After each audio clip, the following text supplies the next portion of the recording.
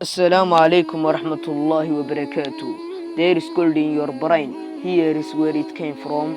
Hantida khayraad ee ku jirta insaanka, human capital.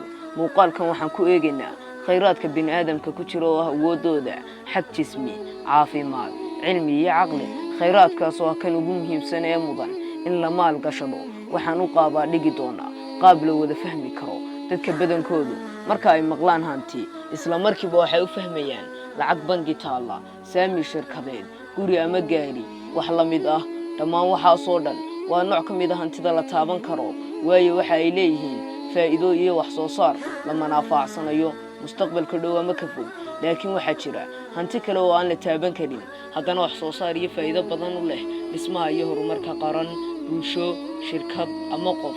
Arrinkan dartiis ay dhaqaaliyahanadu ka soo bilowday Khaldun, Adam Smith ilaa iyo Theodore Socrates oo soo hormariyay kelmadda human capital. Waxa ay aaminsanayeen in hantida ku dhex jirta insaanka la mid tahay noocyada kale ee hantiyeed, si la mid ah sida kuwa kale ee loo magan gashan karo ayaa iyadana loo maal gashan karaa. Tarbiyad, waxbarasho, tababar, daacadnimo, akhlaaqiyad, caafimaad, arrimahan u horumarinaya tayada iyo wax soo saarka qaran ama shirkad. Sababtoo ah qofka aqoontiisa, kartidiisa, caqligiisa, qiyaamkiisa iyo isagoo shakhsiyan lama kala saari karo, waayo waxa uu qofku kasbaday oo la soconaya kana muuqanaya hawl walba uu qabanayo. natiijadeeda aragtidan human capital waxaan ka fahmanaa in aan qaran ama bulsho lagu dhisi karo ayna ka faa'iideysan karaan maalgashigeeda iyadoo lagu sameeyo maalgashi qof ama qayb ka mid ah bulshadu, taas oo ku xiran qofku inuu helayo aqoon, fadhida ama xirfad sugan oo faa'iidadeeda dib u soo celin karo, isla markaana kor u qaadaysa wax soo saarka naftiisa ama shirkadda uu hawl fulinayo. Marka dhaqaaliyahanada ay badankoodu waxay ku doodaan bulshada aqoonta fiican inay wax ka soo saariyo tayaba ka fiican tahay bulshada aan aqoon lahayn. Waxa kale oo la isku raacsan yahay aqoontu inay tayo wanaagsan lahaanayso markii qofka laga kobciyo xagga maanka cognitive, waayo marka waxa badbaadinaya hal-abuurnimada oo marba koob qaadaysa wax soo saarka wadamada waxa horumariya ama dib u dhiga. haddaba qaran ama bulsho doonaysa inay yeelato wax soo saar tayeysan waa inay jiilkii kore kobciyaan aqoonta iyo hal-abuurka jiilka soo socda, ama waa inay shirkadu kobcisaa aqoonta iyo xirfadda shaqaalaheeda. dhowr arrimood ayaa ay dhaqaaliyahanadu isku raacsan yihiin in ay saameyn ku leeyihiin ama ay yihiin ilaha human capital.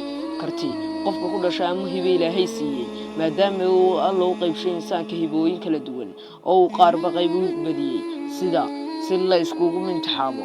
marka kartida qofku uu wax garadka u leeyahay qayb ka mid ah shirkadiisa ama qayb ka mid ah ganacsigiisa, uu aamino human capital. qormadan ama muuqaalkan ku eegi doono qarmadan human capital mudana in la sii maalgashado.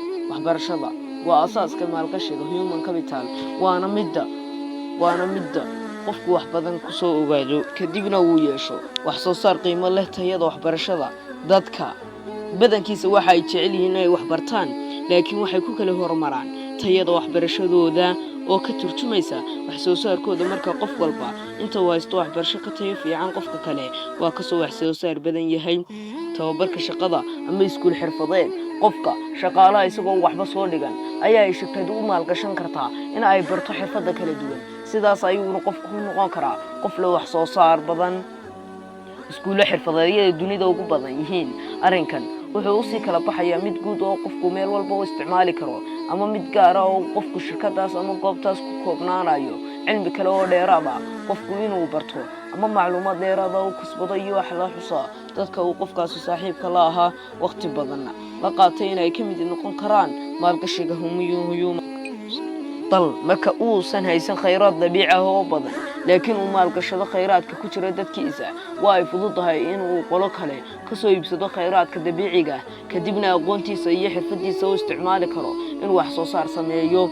kobaca dhaqaale ee Japan iyo Shiinaha, Koonfurta Kooriya iyo Taiwan ayaa tusaalayaal fiican u maalgashiga.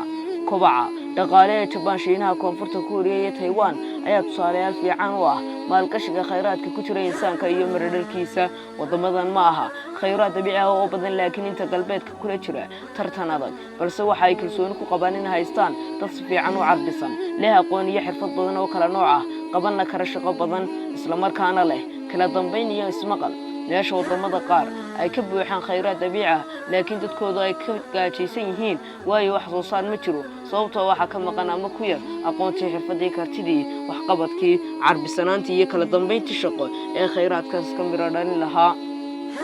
taasna waxa uu sababa kheyraadka la haysto mid ugu muhiimsan ayaa la daayacay oo ah maalgashiga dadka. kadib waxaad arkaysaa wadankaas oo kheyraadkiisa dabiiciga ah dadyow xirfad leh u kala tartamayaan inay ku helaan bilaash ama raqiis. dadyowgaas kale oo doonaya inay ka sameeyaan wax soo saar ballaaran iyo faa'iido badan, kadibna dib loogu soo celiyo dadkii faqriga ahaa ee waxba soo saarin kari waayay, oo xataa marka laga yaabo in aysan alaabtaas tayaysan iibsan karin, sidaa awgeedna loo soo sameeyo alaab u dhigmata tayadooda, maskaxeed iyo jeebkooda raqiiska ah. arrintan oo natiijadeedu noqonayso inay alaabtaas si dhaqso leh ku burburto si ay u ahaadaan suuq mar walba ooman oo laga faa'iido oo mar walba kasii jira suuqyada adduunka. waa taas oo dadkii maalgashan karaan sunnadii Nabi Maxamed sallallahu alayhi wasallam. nabigeennii Mustafa wadamadaas dambe mar walba waa ay shaqsiyan yihiin oo waxay aaminsan yihiin in la dhaco ama la boobo dabcan si xikmad iyo caqli ku dheehan iyo baahi iyagoo haysa awood waxa aysan samayn karin ayaa loo dhacaa iyagoo la khasbin, laakiin waxba kama qaban karaan waayo duruufta ay ku jiraan ayaan isbedelayn. sidaa awgeed duruuftaas u saamix